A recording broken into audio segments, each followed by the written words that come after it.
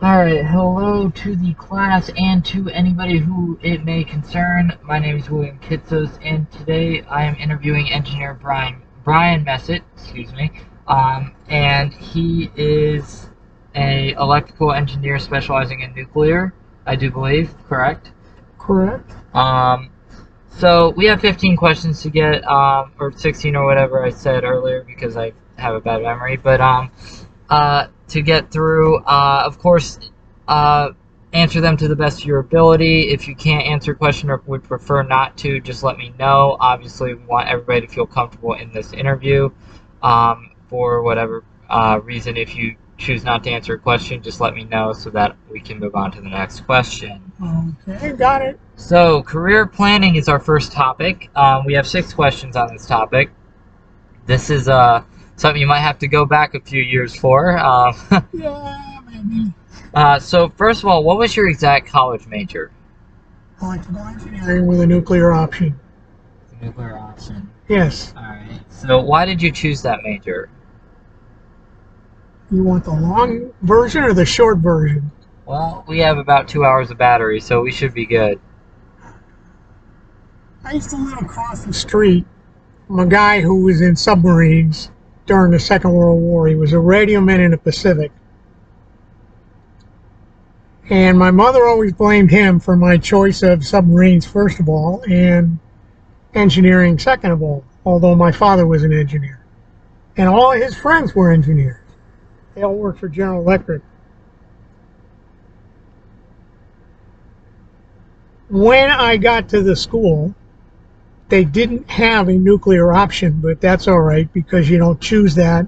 In those days, you didn't choose your optional sections until you became a junior.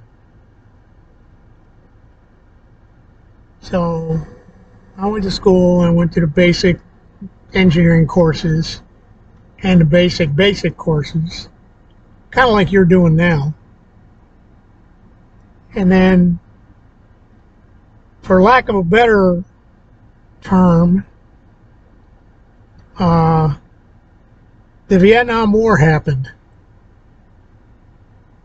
And a lot of the guys that were in my age group, no matter whether they were in school or not, were getting called up for the draft.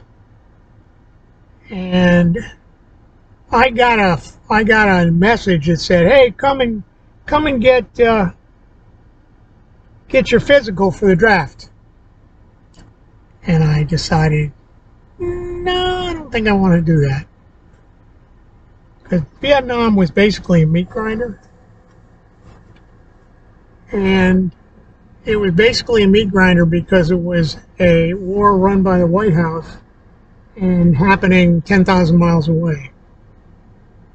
And the local commanders really didn't have a whole lot of option as to overcoming the White House's, how shall I put this, requests. I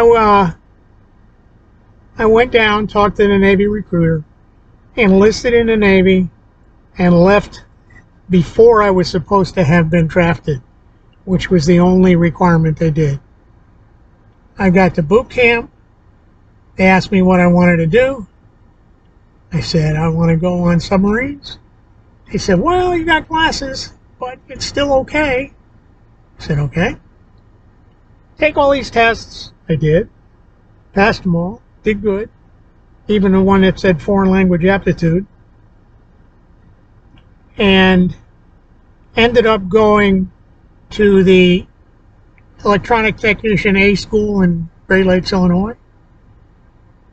Sent me to the USS Lexington, which was at that point stationed in Pensacola, Florida, for 9 months to await nuclear power school. Went to nuclear power school, went to prototype, dumped me right off into sub school. At the end of sub school, they said, where do you want to go? And I said, I'd like to go to, because by that time I had a girlfriend. I said, I'd like to go to something right here in New London, say an attack boat. So naturally, they didn't send me there. They sent me to Vallejo, California, where I picked up my ballistic missile submarine in the yards at Mare Island. Now, electronic technicians, nuclear, ended up being reactor operators. And that's what I did. I did two patrols on the USS John C. Calhoun, which, long story, we were out of Charleston, but the boat basically stayed in Scotland. And the crews flew over, picked her up, came back, blah, blah. Two patrols, and at the start of the last patrol, my last patrol, the XO said, "Hey, we'd kind of like you to ship over." I said, "Oh, really, XO? I don't think so." "Well, why is that?" "Well, because I've been trying to get you guys to put me through college and have me for life, or if you're not going to do that, I'm going to get out, spend a GI Bill, and go to college on the government anyway." He didn't like that very much, but he didn't offer me any goodies, so I said, then at the end of the patrol, 5 days later, I was gone. And left, went back to Virginia Tech, finished up, pretty obviously. We won. And went to work at the shipyard in Charleston for about 3 years. From there, I went to startup for North Anna Unit 1. And from there, I went to the NRC for 3 years. From there, I went to United Engineers and Constructors for about 6 years, working on equipment qualification for the Brunswick units. And then, again, UENC was not selling very well. By this time, it's 1985, I think. And 3 Mile Island had happened, and at that point, everybody canceled their orders for nuclear plants. So I said, okay. Went to work for a little company that had a niche position in environmental qualification of electrical equipment for nuclear power plants. 10 years later, again, was out of a job because that company sold itself, and the company it sold itself to basically devoured itself. And I went contracting. I've been contracting ever since. I'm contracting even today.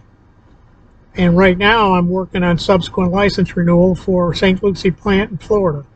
And yes, it's okay to say that because it's been released.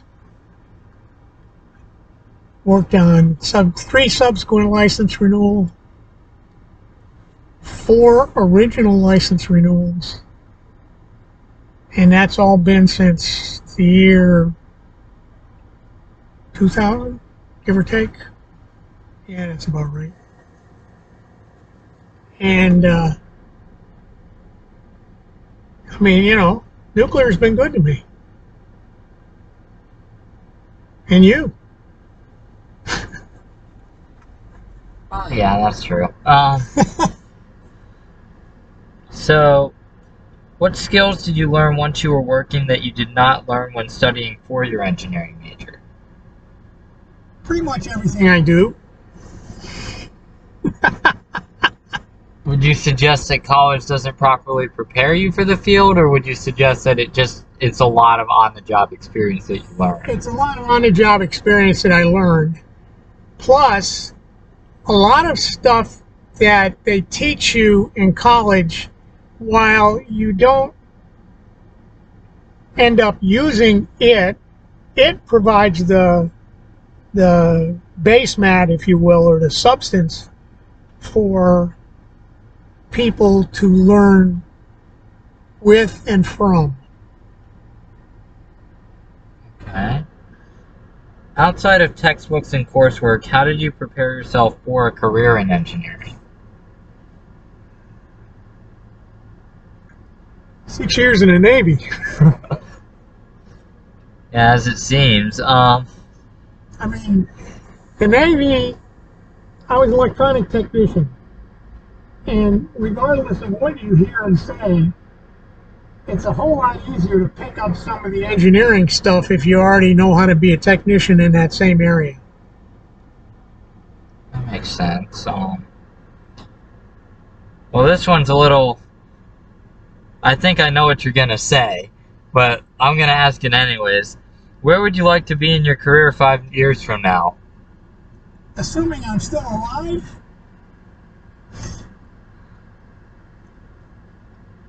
I'm working, like I said, I'm working part-time now, remote from a room at the house. I was threatened with, a long time ago, having to go back down to Florida, but I don't particularly want to because everybody they were going to introduce me to, I already know. So it hasn't happened yet. Maybe it won't. Beyond that, you know, if I can still provide help to anybody that needs it, I'll do that. Question is, since Florida and their parent company, NextEra, doesn't really own any other nuclear plants that they're going to have to relicense anytime soon. They do own Seabrook, but Seabrook's not going to come up for relicensing for another 10 years. In 10 years, I'm probably going to be fishing somewhere. Or not. So you're saying that if you can help, you will, but you wouldn't mind retirement a little bit, maybe? The only problem with retirement is it doesn't pay well and it's boring. Yeah, I know you tried it for a year or two. And Yeah, I did. I tried it for a year. then you know, money ran out and everybody, you know. And then I got a phone call from a guy who said, "Hey, would you like to come down and help us with this?" I said, "Well, what is that?" He said, "Well, it's a project, but I can't tell you anything or I'll have to kill you." And I said, give me a hint." He said, "Well," and then he told me it was Turkey Point subsequent license renewal. I said, "Hell yes." So I went down there and did that for 3 years, 2 years, something like that. 2.5 years, let's call it. And then after that, I did a couple other things down here, and then I came home. And I went to work being retired. And like I said, doesn't pay well, it's boring. Well, this isn't on the list, but would you say you're one of the most senior members of your field? Like in terms of experience, in terms of... There are guys who are consultants that are roughly the same experience level, achieved in different ways. And there are probably not too many people older and or more experienced than I am in the stuff that I do. So you would say that you are basically... Would you call yourself an expert at what you do? Heck yes. So you are definitely... I can even show it to you on my resume. So... Subject matter expert. So you definitely have specialized in this for a long time, for sure, and that really helps to, you know. EQ started in 1979. Yeah, so you've definitely been doing this a while, so you... And would you say you're well respected in your field as well? Like, people know who you are, they know who Brian Messett is. They know my name. Whether they respect me or not is up to them. Well, I'm sure they respect your work, though, for sure, because it's obviously been valuable to multiple companies over the years. So, so continuing with the questions, what do you recommend a freshman should be focusing on in their first year of college to help them better prepare for a career in engineering?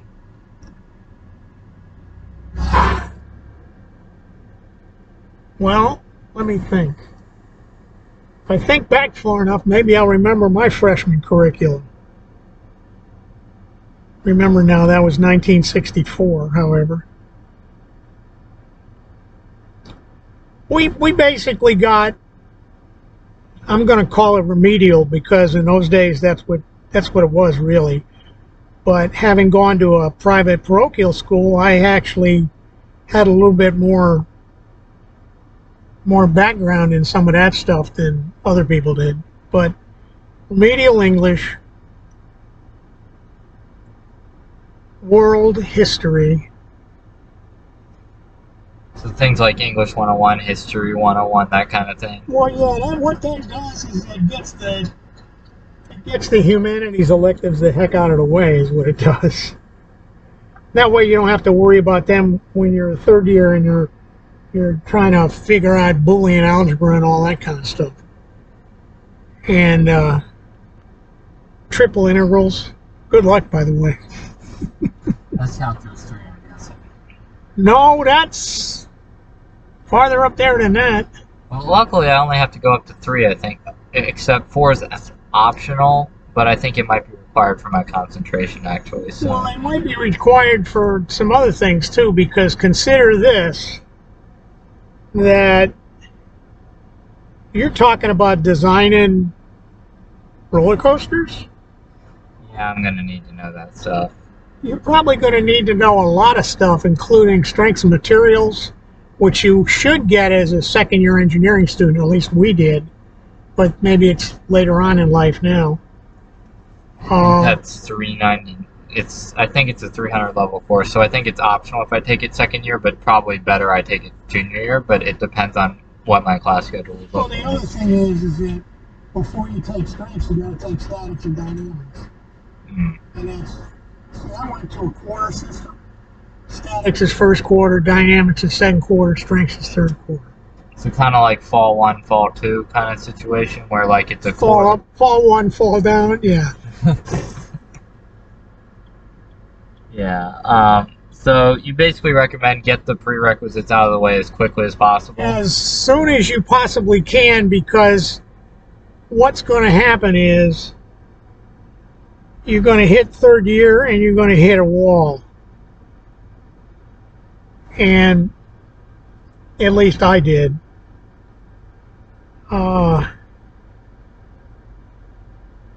I ended up taking, first of all, when I got back to school after I got out of the Navy, I had to take, believe it or not, physics and physics laboratory, which would have been second quarter when I was in school the first time, but now I took it third quarter that year. And then over the summer I took a bunch of other junk. But I also took programmable logic circuits, which you probably will have to deal with somewhere along the line. Yeah, because that's a computer science class in a way, right? Yeah. And it's probably way more advanced now than it was then because of the advancement of technology. Well, considering that we did all our circuit diagrams and stuff in colored pencil, yeah, I think so. Yeah, we didn't even have these things. Yeah, I'm sure you did. Or we didn't have those things. Yeah. So our next section is about experience. So what has surprised you the most about your career overall?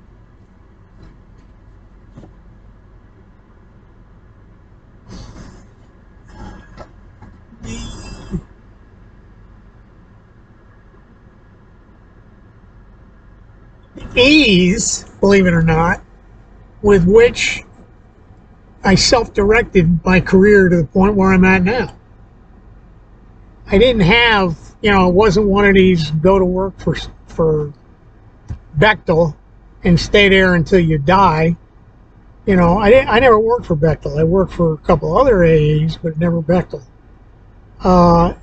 And I spent 3 years with NRC, and then I was working out of Atlanta, and they came up and said, that's when they started assigning resident inspectors to plant sites. They come up and said, we'd like somebody to volunteer for resident inspector at H.B. Robinson plant in South Carolina. And I had already done some inspections at H.B. Robinson plant in South Carolina, which is right over here. And Hartsville, South Carolina.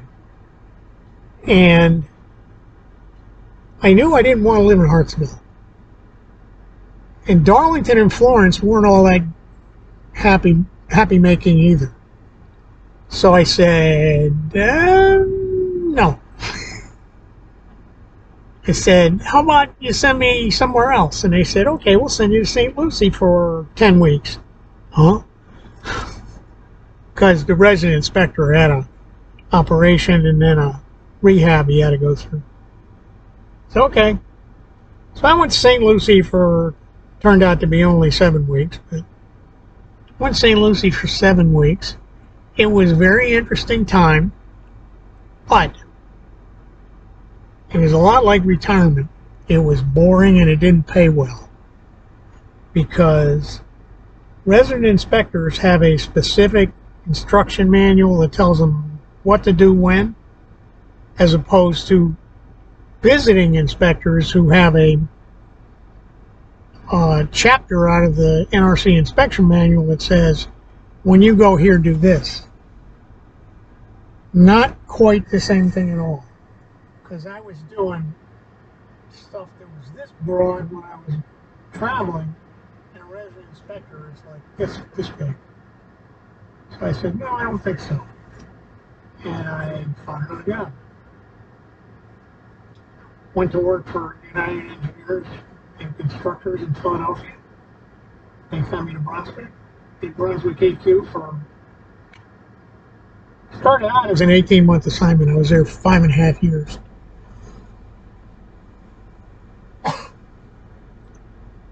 Pay was good. Got per diem. Got a rental car. I mean, that was good. And then they wanted me to go somewhere else, and I said, and do what? And they said, and do this. And I said, we just got finished doing that. They said, yeah, well, it's a different plant. I said, yeah, but it's the same thing. So I left there and I went to Digital, which is a Wiley spinoff out of Huntsville, Alabama. And we did EQ for Tennessee Valley Authority. We did EQ for Waterford 3. We did EQ for a bunch of other things. Plus I did a bunch of stuff in the office having to do with review of the Trojan nuclear plant EQ documents. That was kind of cool. Trojan was in the process of trying to decide whether they were ever going to start up again. Had a different problem having to do with it being in Oregon.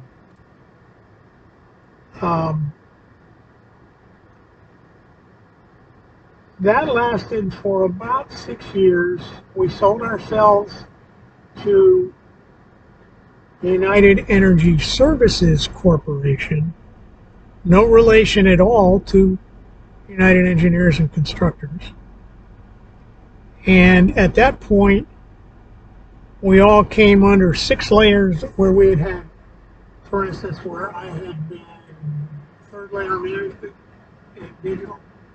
It was now the 5th layer management at UESC. So to become I'm not staying here layer management because we're just too damn many managers with not enough people. You shrug your shoulders and you hit the road, Jack. So, what has been your biggest challenge in your career?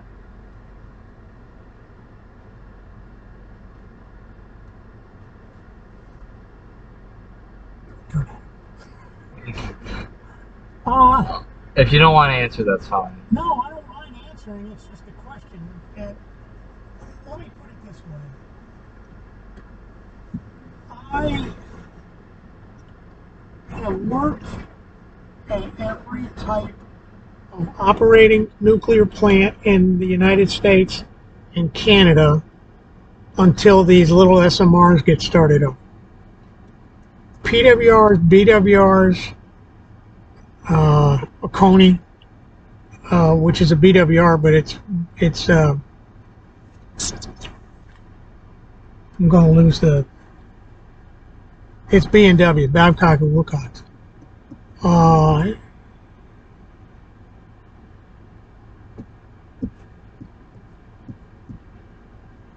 St. Lucie is used to be combustion engineering, but now Westinghouse handles that too. So all of the manufacturers for light water reactors. We don't have any gas-cooled reactors anymore in the United States. We did at one time. And then boiling water reactors. So we had B&W, combustion, and Westinghouse designing pressurized water reactors. And General Electric, Hitachi, which is what it is now, they're up in Wilmington, but it used to be GE, and they were out in San Jose designing boiling water reactors. A lot of different things to think about.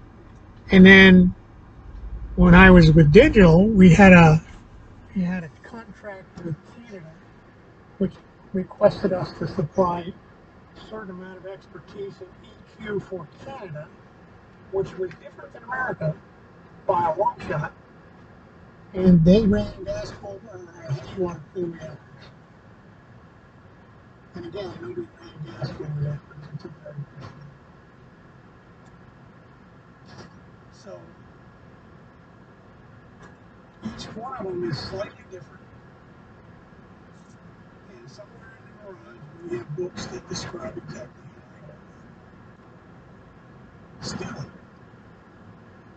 unless not as we want this afternoon. So that's a big challenge right there. Yeah. You know, and it's not only that, it's going from operations to inspection to, you know, stuff like that. Okay. So specifically, which project overall was the hardest you ever worked on?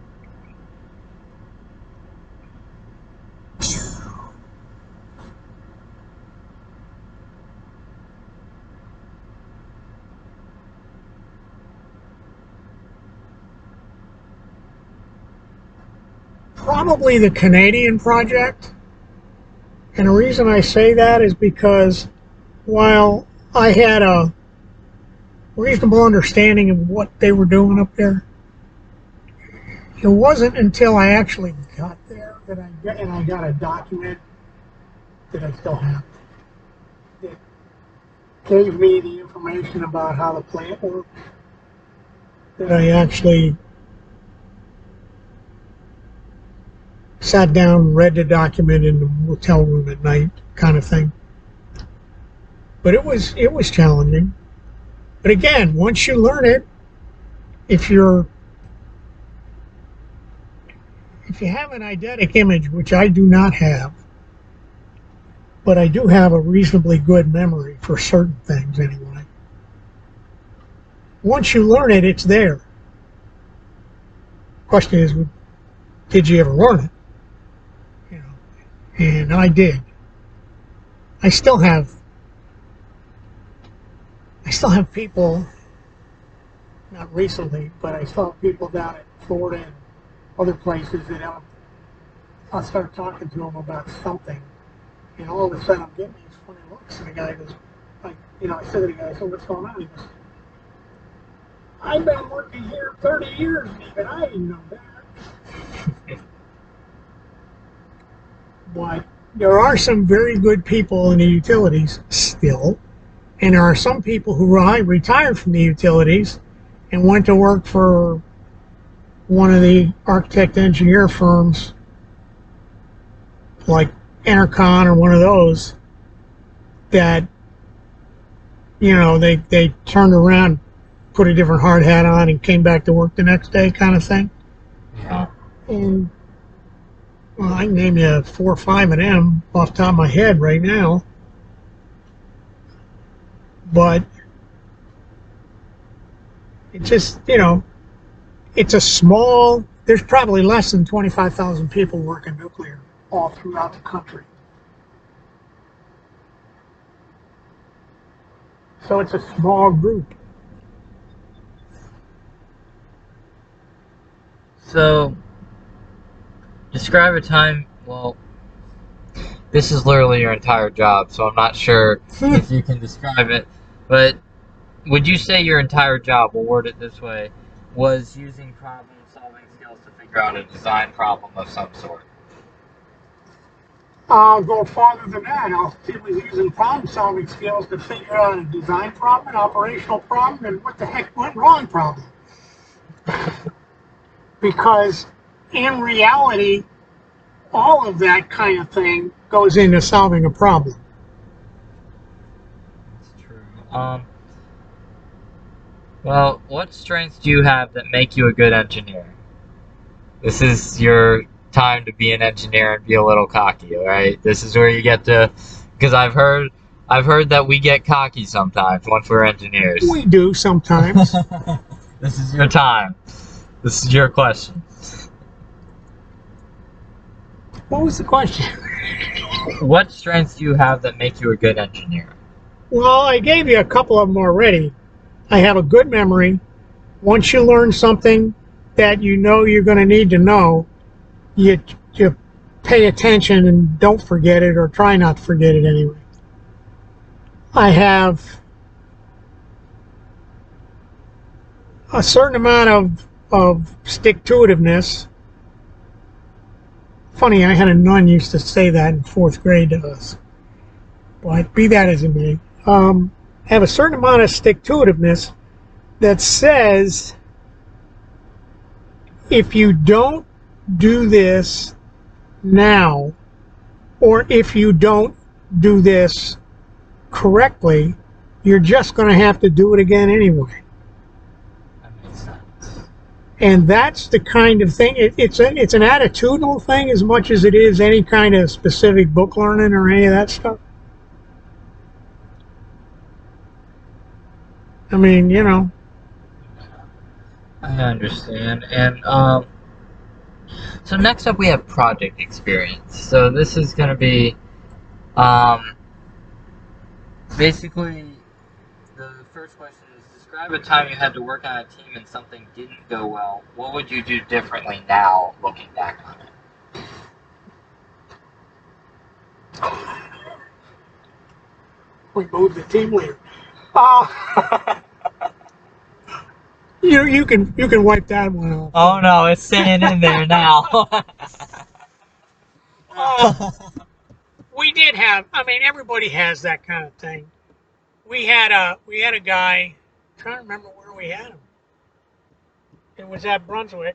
Well, maybe it's best not to give locations because they may be able to trace who. No, they can't. Don't. I mean, forget it. Forget that. But we had a guy that was at. Had to be Brunswick because I traveled with him out to GE and the out west. Is it Brunswick? Anyway, was back in that period of time anyhow. He, I'm not quite sure what his major was. Oh no, it wasn't Brunswick. It was when I was at the shipyard. I even have a picture of him somewhere. He ended up being a test engineer for General Electric. As a matter of fact, a senior test engineer for General Electric. But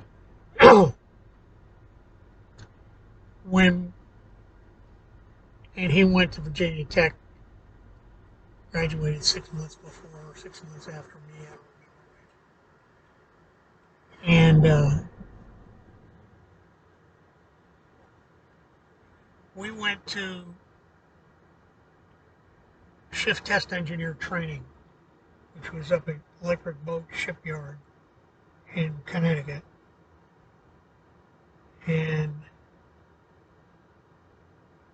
he would ask, in a lot of cases, some of the dumbest questions that you would have thought he should have already known the answers. And the first time he did it, one of the guys braced him up and said, "Well, what are you doing?" He goes, "I don't understand." "What do you mean you don't understand?" "I don't understand." Well, turned out he didn't understand. We ended up back down in Charleston. Uh,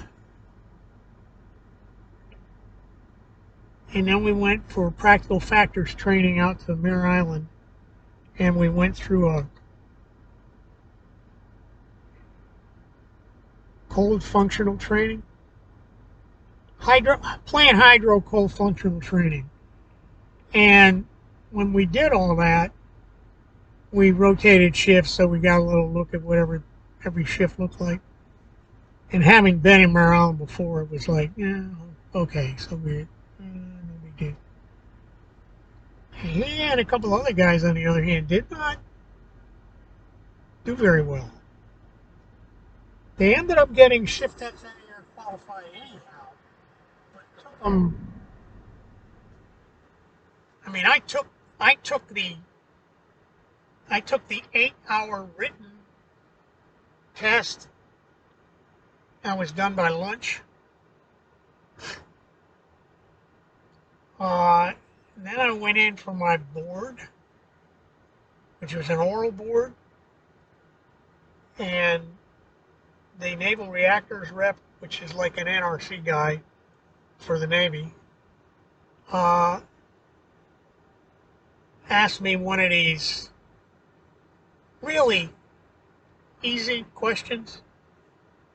You know, draw the P&A system from memory, that kind of stuff. And then they also had a Westinghouse rep there who I think was the guy that got primed to ask the really snotty question, which was, now, you've drawn the system up there, leave it there, and break the following connections. Now what happens? And I said, well, if each one of the following connections got broken at the same time, you'd still have a way to get the signal to do whatever P&A was supposed to do with it, which in this case would have been scram the plant, full scram. And if it didn't happen that way, what you get is if A did this and then nothing would happen, and then B did this, nothing would still happen, and then C did this, and then you get your full scram. However, if C did this first, you'd end up with a drive rods out signal, which is not good. So, and I answered it that way, and the training coordinator for the part of the company or part of the yard I worked with said, okay, that was the last question. You can go sit outside and sweat. And and they asked everybody the same thing. And the funny part is that the Westinghouse rep said to the training coordinator, you gave him that question, didn't you? Assuming that that would have been their way of cheating. Not only did he say, not only no, but hell no, he said, I will tell you this. He was a reactor operator aboard John C. Calhoun, and his systems were P&A, NIs, and PPIPs. P&A, protection alarm, NI's nuclear instrumentation, PPIP's primary plant instrumentation panel. All of that stuff feeds in to the question that they asked me. Duh. Yeah. So. And at that point I went, hey, this shit's easy. Bleep that. What's your most successful engineering project? I like to think all of them. It's a reasonable way to say it. I mean, nothing failed, right? I mean, well, yeah, something failed, but it didn't have anything to do with what we were doing. Fort Calhoun flooded. We were out of Fort Calhoun doing license renewal, believe it or not, first license renewal. And we got all the paperwork, and they did everything they had to do, and blah, blah, blah. And they submitted it, and then the Missouri River flooded 4 months later, and the plant never came back online. Because it was here, and the Missouri River was about down there. I mean, we weren't talking lots and lots of feet here. We're probably talking 8 feet down.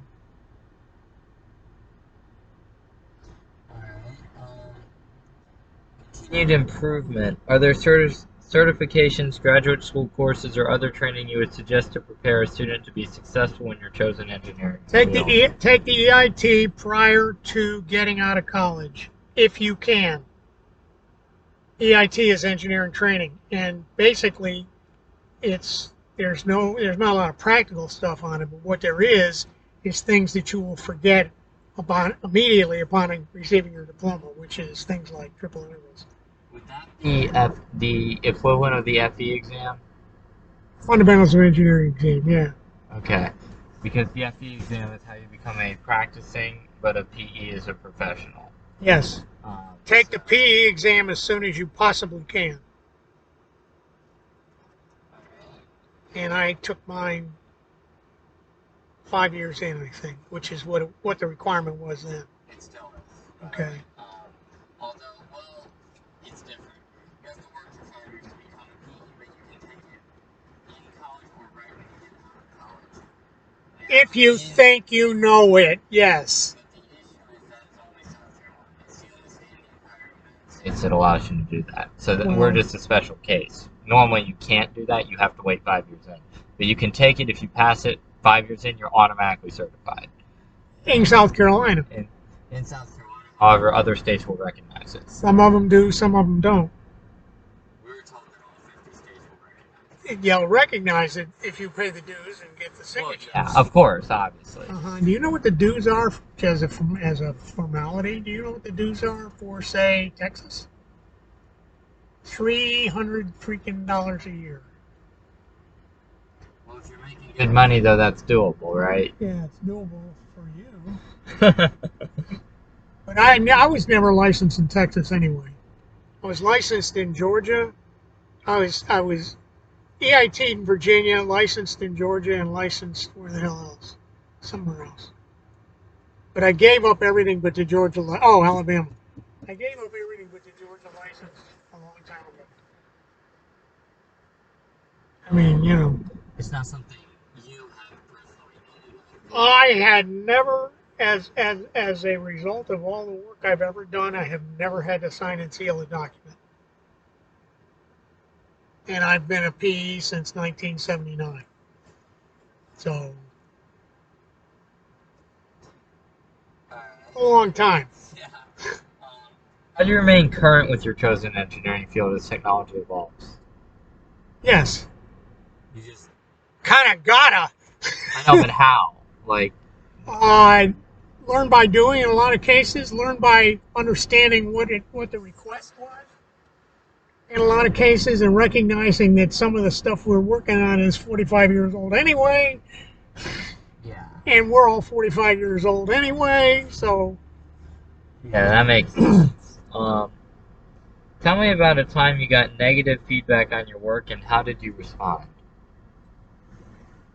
Or would you rather not answer that question? I'm trying to think if there ever was any. Well, if there wasn't, that's even better. Yeah, I'm not sure I ever got anything that was truly negative feedback. I did get some negative feed up, if you will. And what that was is that when I was working for digital, a friend of mine and I, we had corner offices, but Wait, is this the Phil story no, about the? no, Okay, good, because that doesn't need to be in here. no. I sat here, conference room here. What the hell was his name? Not Ralph. The other guy. Anyway, Roy? no. God, no. Anyway, and the two of us, he was a sit in the office market kind of guy. The two of us did a annual review for one of my employees, and he came in there with a chip on his shoulder the size of a 4x8 chunk of plywood, and he said, "You guys need to give me a raise."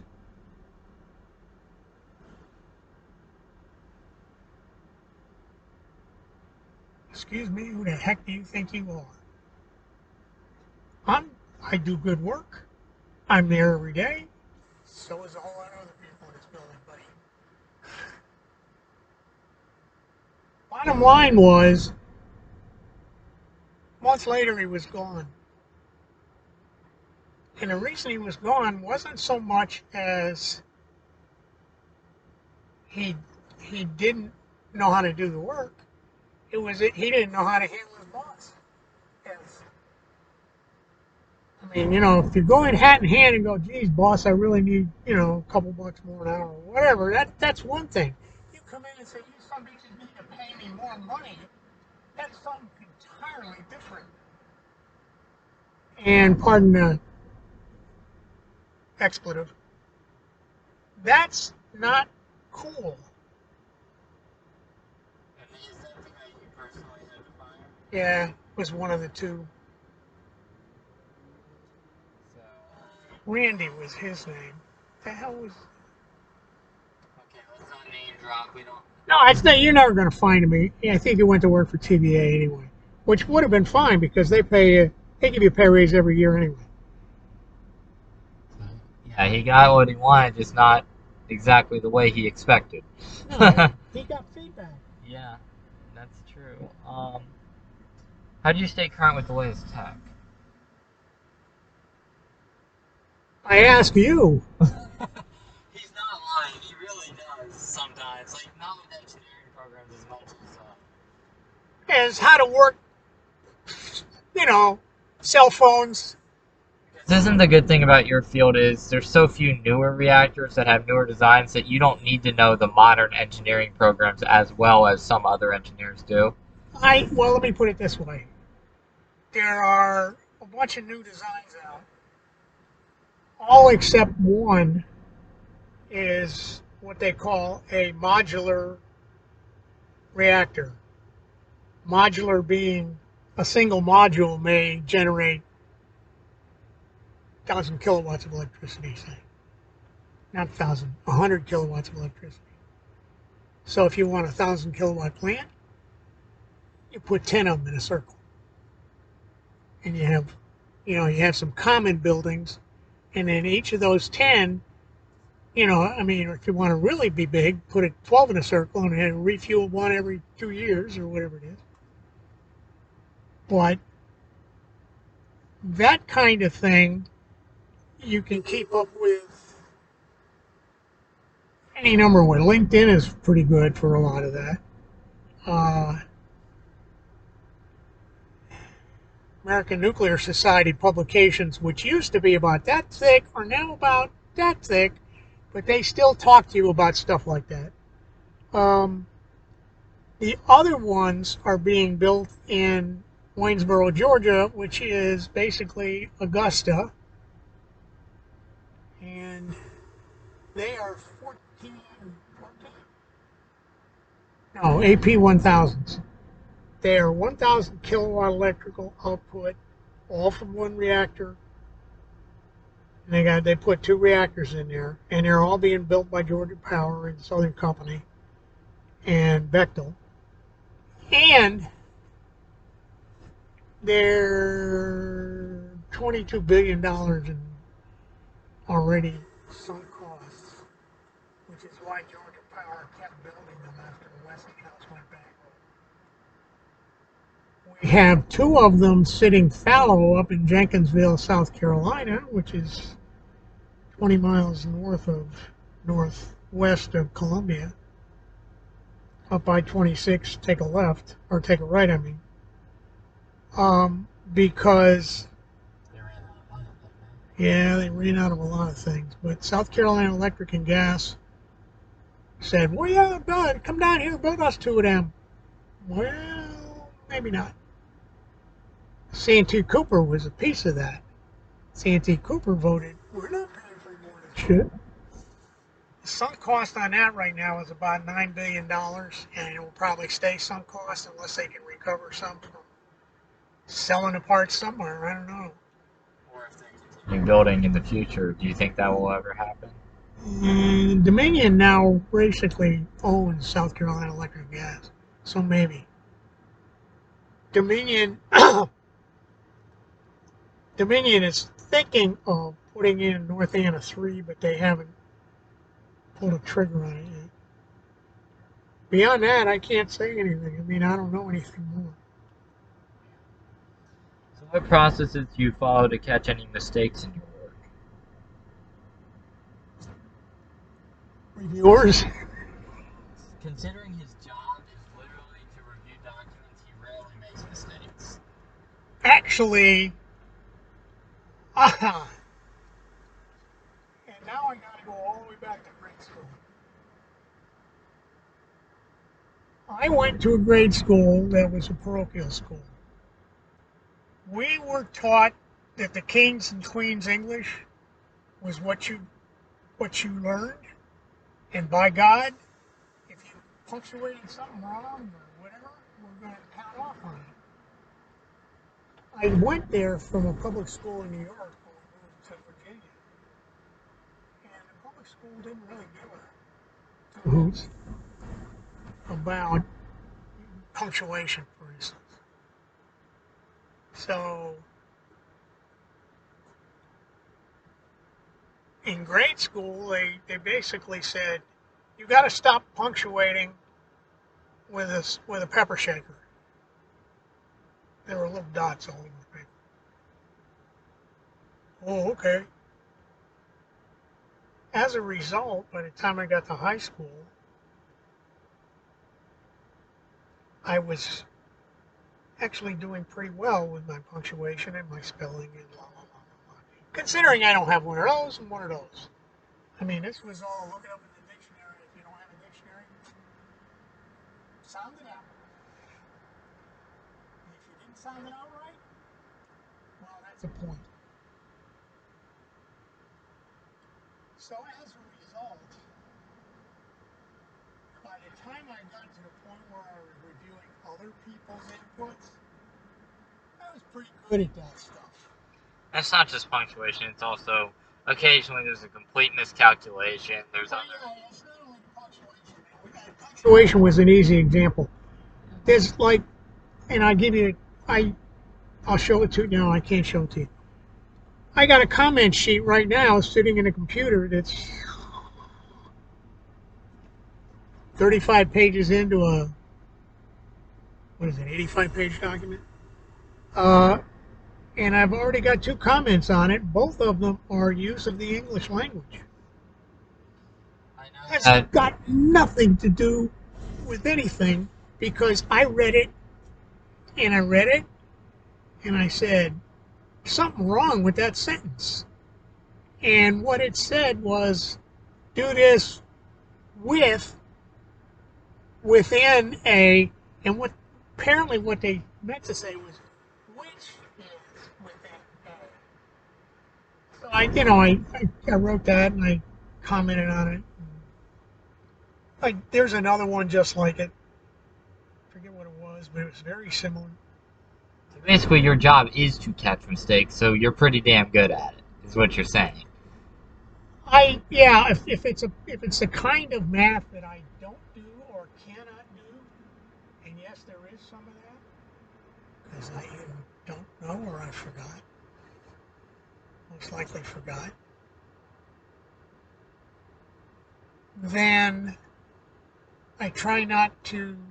If I look at it and I say there's something wrong with this calculation, but I can't figure out what it is, I'll tell the guy to go back and take a look at his calc.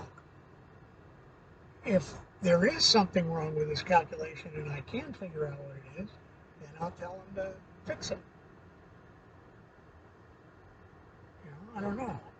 Depends on what's there. But yes, I have been in the review documents business now for 20 years. I mean, at some point, You stop making mistakes because I've seen them all, yeah. yeah. So well, that actually is all of our questions. Oh, good. So Can I go home now? Yeah, it's we're an hour in, so that's about what I was warned that engineers like to take, about an hour. When that's about right. Yeah, and in your defense, you didn't tell me the kind of questions you were going to ask either. Okay, yeah, I emailed them to you, but it got lost in your email because you get a lot of emails. So that's on me. I should have just printed a paper copy out and given them to you. Well, it isn't only that; it's the fact that I don't think I opened my email yesterday. That would make sense because that's when I sent it. I was trying to give you at least a day's notice, but yeah, I'm sorry about that. So yes, this is PE engineer Brian Messett. He is expert in his field. And to the class and Professor Bell and anyone else interested in watching this video, it will probably be posted on some sort of platform as well. Based on what Professor Bell has said, it probably will end up somewhere. And if it doesn't, I mean, I might, with your permission, post it somewhere, like maybe a abbreviated version to LinkedIn or something like that to kind of. Yeah, you're not going to get LinkedIn to pick this up. Oh, you'd be surprised. You can create a LinkedIn account in like 10 seconds. We've actually been told to create one. Well, go ahead and create one. But what I'm saying is, like maybe clips that were really useful, maybe put a clip up and say, hey, this guy's really an expert or something like that on this, and this is why. Or I don't know. It's just something food for thought. I don't know what I'm going to do with this video other than turn it in. You never know. But in all seriousness, it's been good talking to you. I kind of lived with you for 18 years, so that helped a little bit. You know. And to the class and professor. Now at least he lives on campus. Yeah, that's true. And to the class and Professor Bell, this will be the only engineer I will be interviewing. I have reached out to others as well. However, I got no response, so unfortunately, you won't be getting multiple engineers. I got a response from a couple, but I'm not going to name names because they respectfully declined due to a high workload that they were currently dealing with in the roller coaster industry. So I did send some emails out. But yeah, it's been good talking to you, and that'll end the video before my computer's memory explodes because it's on the verge. Since we're an hour in, it's probably about 30 gigabytes of video. So that'll be it for this interview. Well, if you go on and take out all the expletives, no, but yeah, so that'll be it. That's it for this project.